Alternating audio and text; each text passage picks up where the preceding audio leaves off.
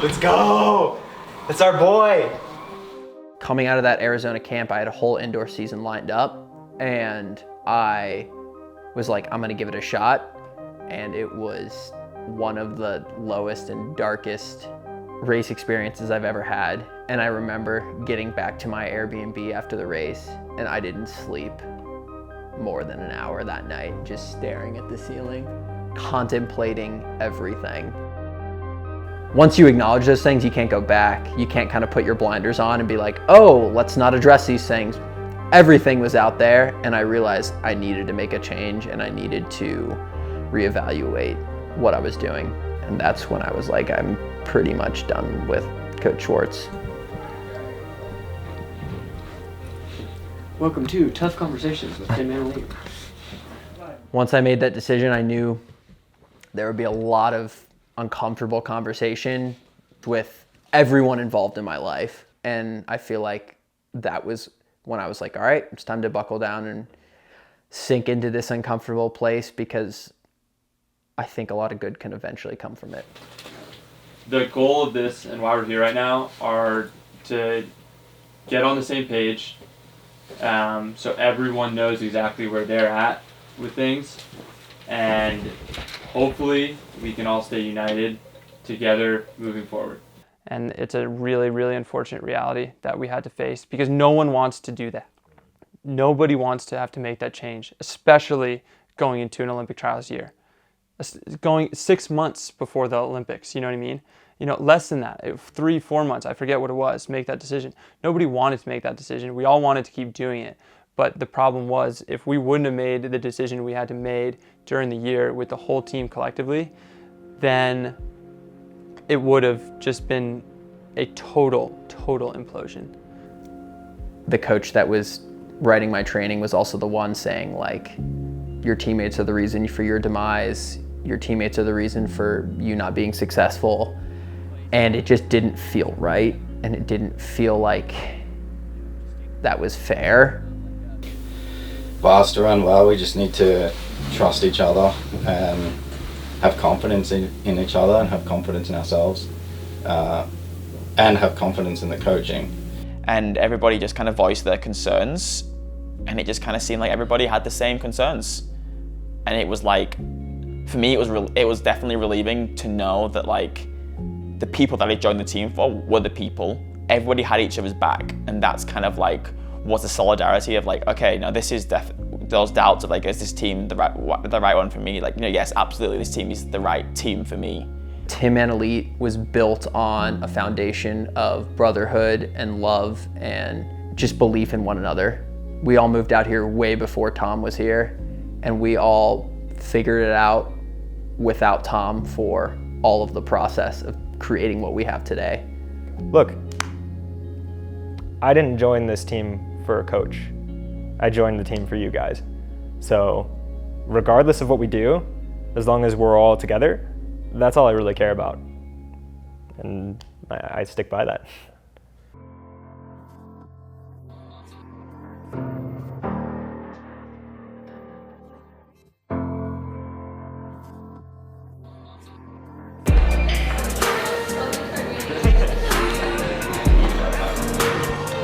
You leave this door open the whole time?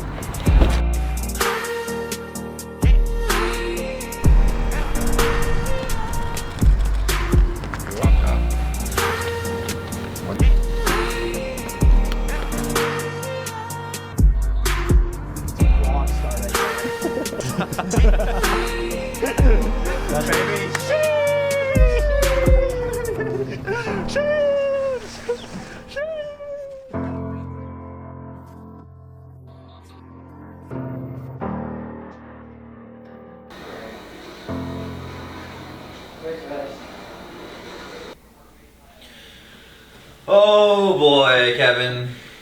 What are we gonna do? I'm reading through all this shit right now. All right, what are you reading, Max? So it has now been released that the team has parted ways with former head coach Tom Schwartz. So all of that's happened. It's been established. Plans have been put in place for the team to move on. But the news got released at a bit of an unfortunate time with the races going on this week. And so there's been a lot of speculation, lots of rumors are going on, lots of backlash. It's been my job to sort of handle that today and just manage it and make sure that the guys do the one thing that they're supposed to do, and that's focus on the race today.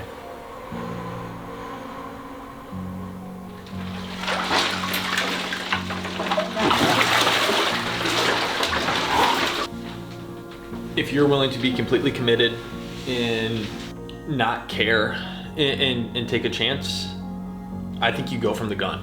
And you can't have a second doubt or panic or fear come with it at any point. To make jumps and to have the next breakthrough, you have to put yourself in position to do something you've never done before. It's a little more uncomfortable. It's more scary. Like, and you just have to be willing to fucking do it. Who cares if you fail?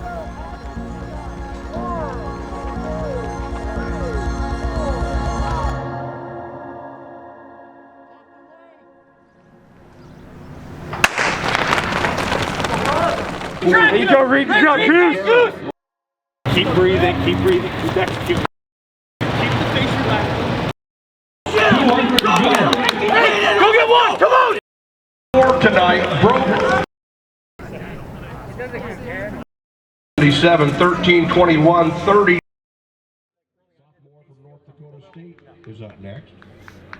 Lip with a best of 574, 18 feet 10. Heart rate sky high.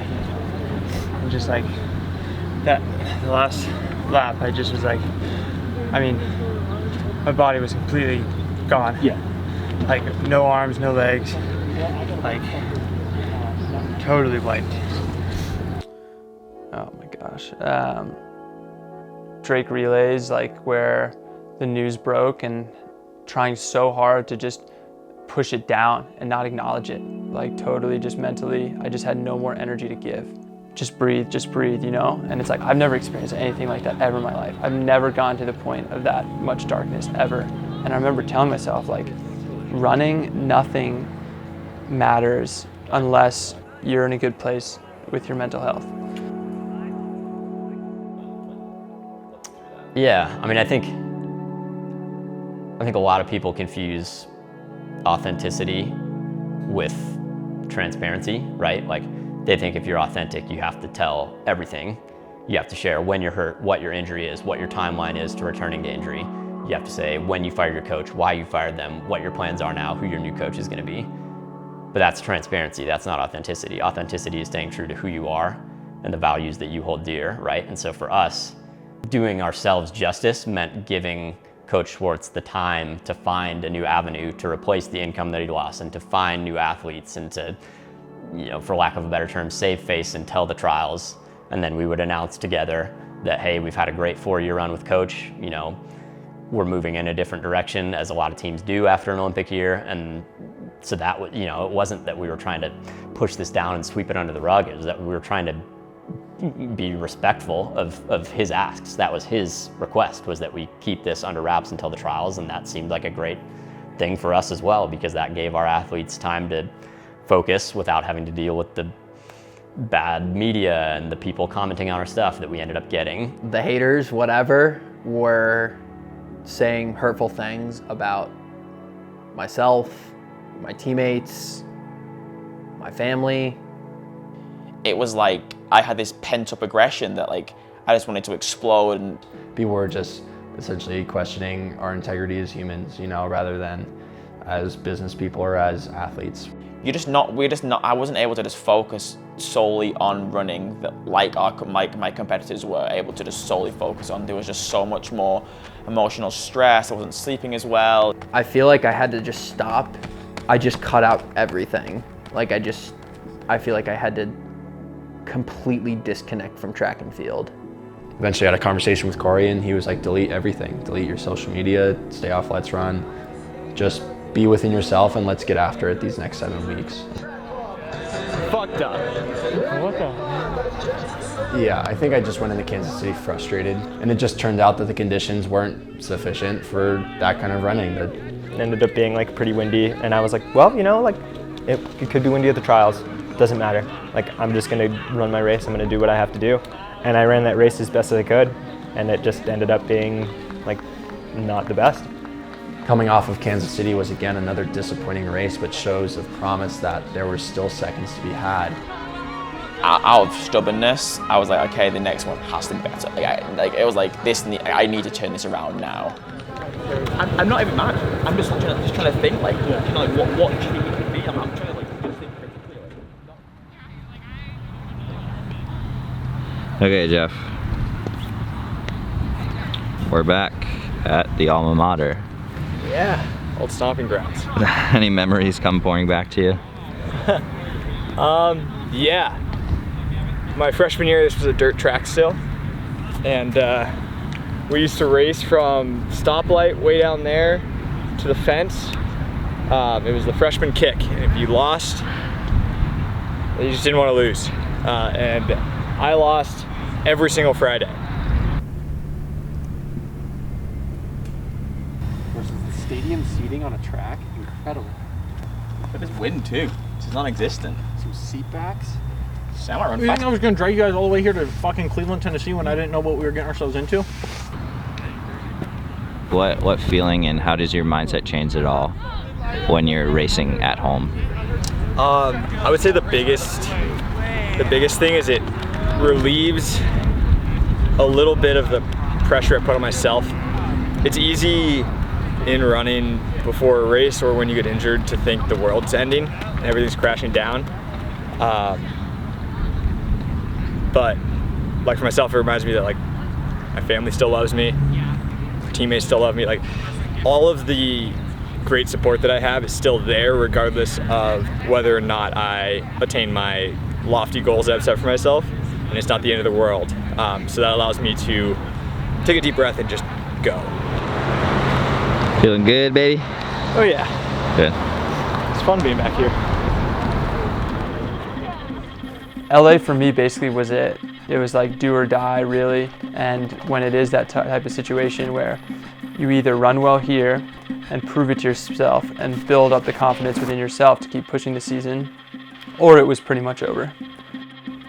Sam and I would, like, when we were talking, I would remind him and he'd remind me that, like, it just takes one guy to, like, change that momentum.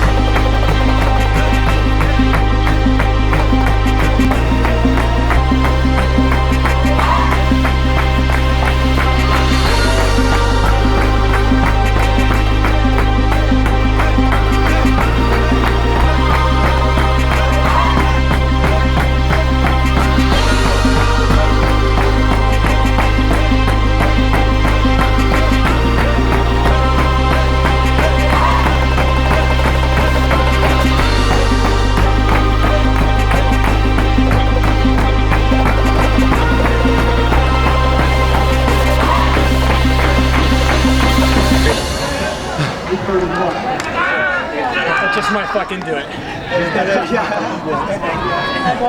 I needed that. Wow, I really fucking needed that. I was fucking down and out after that last race. You got a team, picks you back up every fucking day in training. It's hard to stay down. Really fucking hard to stay down. First fucking day. That's yes! I fucking needed that. I needed that. Where's Joey? He's dead.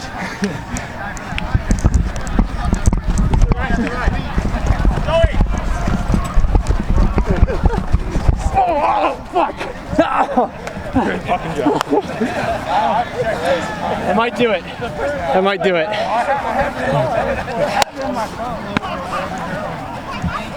I wanted second so bad. I didn't have much. Hey, it's good to be back, baby. Fucking good. Good to be back. Good to be back. With everything that's like been going on with the team and the transition, like it's been so hard on all of us, and it's just something that like it's just so good to just get like one that you finally get to like brush like some stuff off your shoulders and like finally feel like yourself again after such a long time. So it's just good to get one under the belt and just know we have something to really carry momentum throughout the rest of the season with now. And just like with the steeple guys hitting it before this race, I just knew that like the tides were turning, and like eventually it changes no matter what. If you just like keep opening that door and keep giving yourself an opportunity to get it done. And like today, it just finally just like clicked again.